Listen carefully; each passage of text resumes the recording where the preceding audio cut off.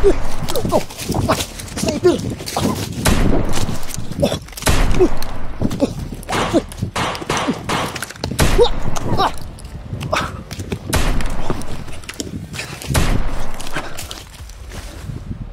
Damay.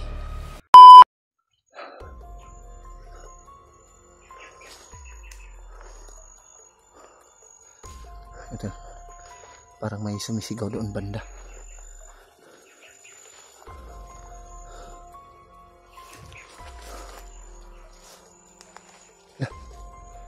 Damit itu dari Mike ha.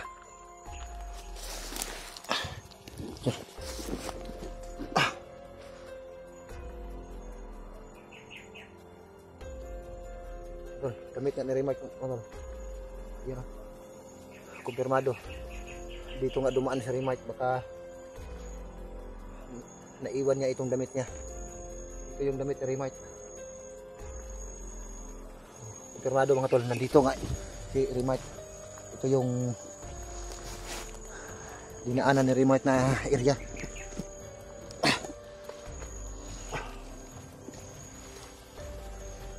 So ibig sabihin kung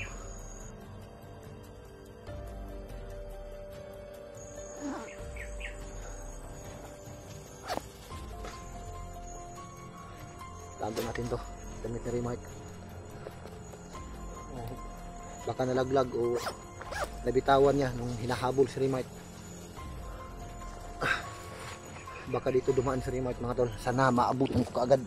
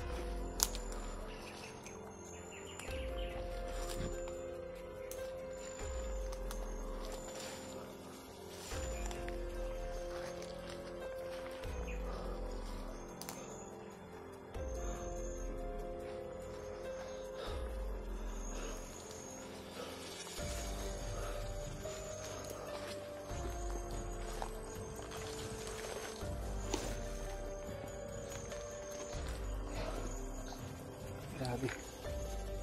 Baka laki pala ng areang ito mga tol. Kung hindi muna ako lumabas dito, kung hindi ako nakapag-upload kahapon dahil nilalagnat ako mga tol, tapos hindi na lang ako umalis dito sa areang ito para baka sakaling makita ko si Remote dito at si Julio. So kumpirmado na, nakita ko na yung damit ni Remote. So susundan ko lang yung mga bakas na nakikita ko dito mga tol. Baka dito dumaan si Remote mga tol. So problema, kahapon hindi ako nakapag-upload ng video dahil naubusan ako ng load. Grabe, napaka laki pala ng areang ito. So, may mga bakas dito mga tol.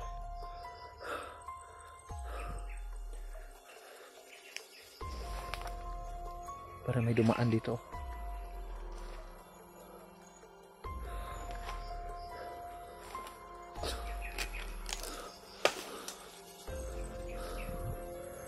So iniikot ko talaga itong area mga tol para baka sakaling makita ko si Julio dito at si Remote.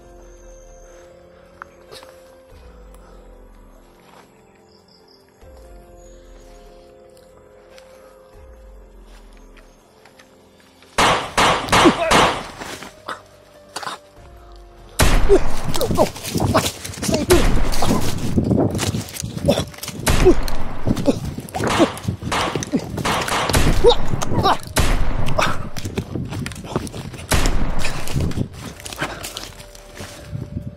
Damay. May sniper pala doon. Uy! Wah!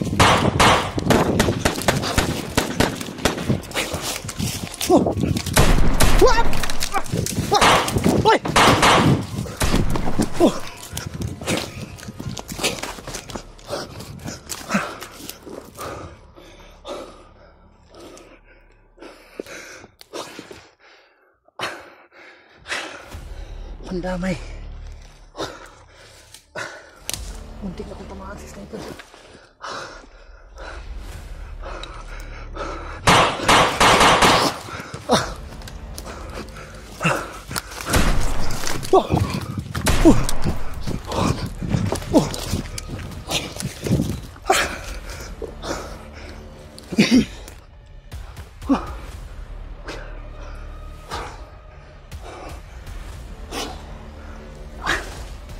Grabe.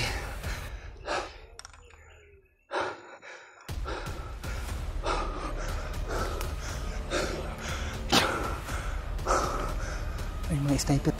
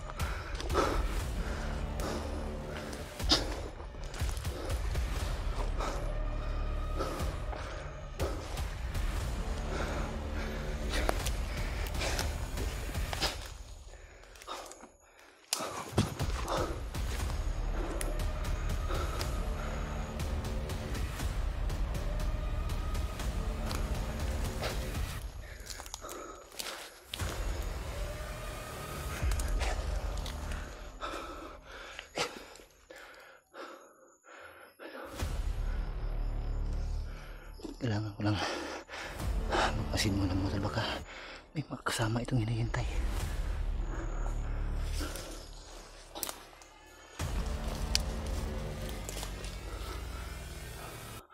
Parang pinapakali.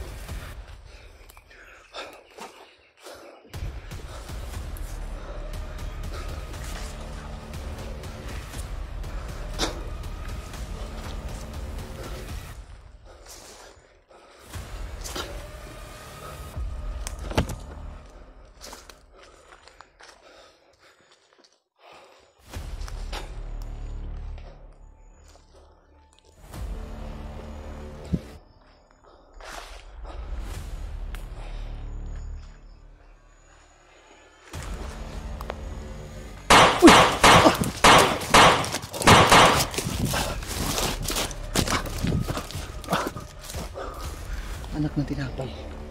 Muntik pa akong matamaan ng baril, ha. May mga nakaabang pala dito.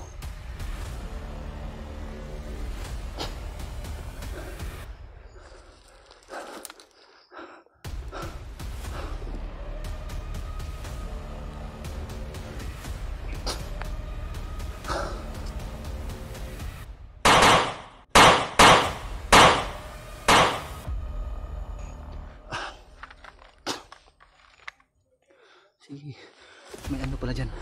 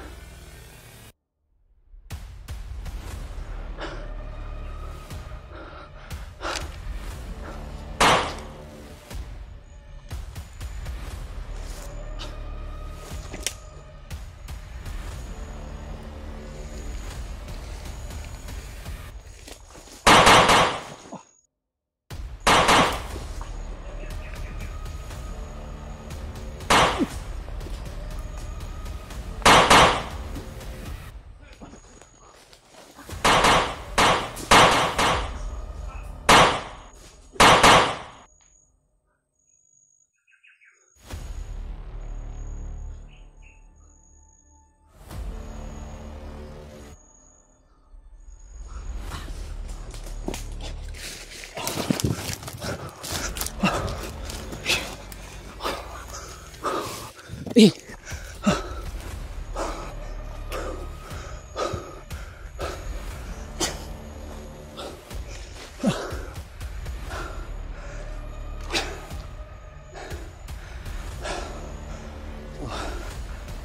Sabihin mga tol,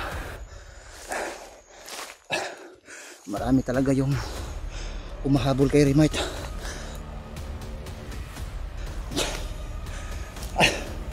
May mga nakaabang na mga bandido.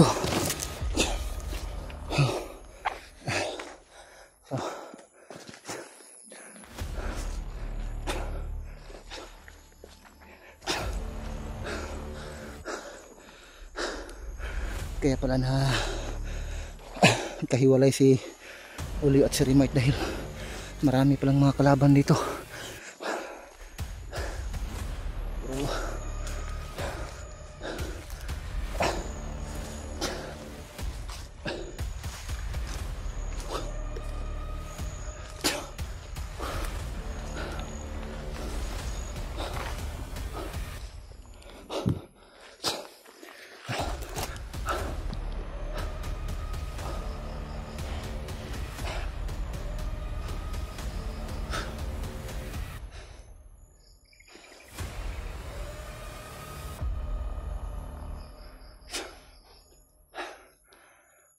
Hirap ako sa pagpasok dito banda sa areang ito mga tol.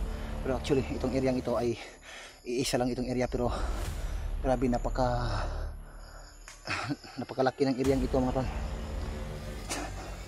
Kaya pala dito may maraming mga bandido mga tol, dahil sa oras na nagugutom sila ay may nakukuha silang mga pagkain dito, katulad na ng mga papaya at saging. Pero malapit na ito sa bundok mga tol, yung tuktok na bundok. Pero actually ito ay bundok talaga ito, pero medyo patag nga lang. Pero malapit na ako doon sa may paakyat, sa may tuktok. Mga ilang oras na lang ay makakarating na ako doon. So hapon pa, hindi ako abutan ng gabi, makakarating na ako doon sa bundok na yun at makakalabas na ako sa areang ito, dahil may mga bakas na sinusundan ko mga tol. Dahil yung damit ni Remite na nakita ko ay dito ko nadaanan.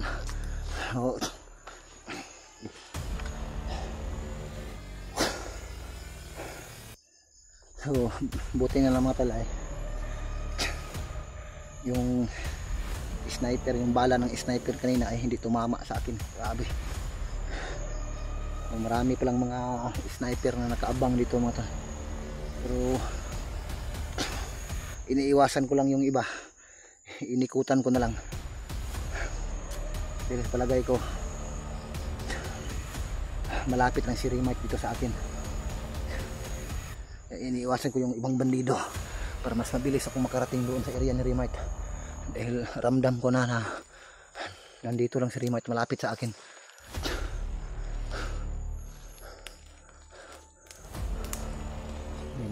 Bago lang namutol ng mga puno dito. Ayan o.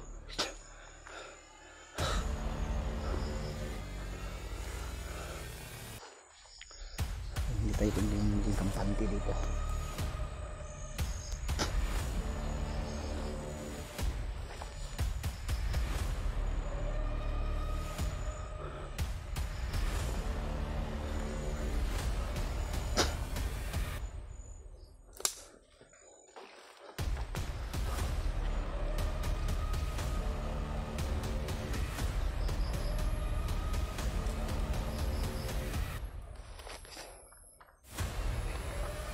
Sobrang pagod ko na.